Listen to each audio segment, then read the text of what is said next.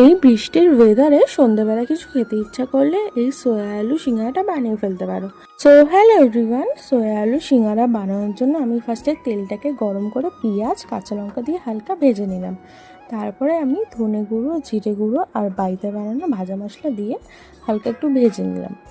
দেন আমি কিছুটা সয়াবিন সিদ্ধ করে গ্রেট করে রেখেছিলাম, সেটা দিয়ে হালকা একটু নাড়িয়ে জল, তারপরে হলুদ গুঁড়ো, লবণ আর কিছুটা আলু সিদ্ধ করে কুচি কুচি করে রেখেছিলাম সেটা দিয়ে ভালো করে ভাজা ভাজা করে নিলাম। পুরটা তৈরি হয়ে যাওয়ার পর আমি কালো জিরে দিয়ে ময়দা মেখে রেখেছিলাম, তো সেটাই রুটির মতো গোল গোল করে বেলে মাঝখান দিয়ে কেটে নিলাম। তারপরে কাটা জায়গাটা জয়েন্ট করে নিলাম, তারপরে ভিতরে পুর দিয়ে এটাকে সিল করে নিলাম। হয়ে গেল আমার সিঙ্গারা রেডি। তো সব কটাই এভাবে বানিয়ে নিয়েছি।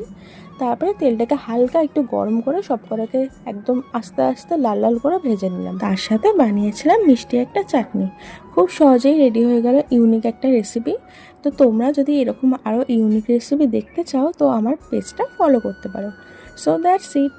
আবার অন্য একটা ভিডিওতে দেখা হবে।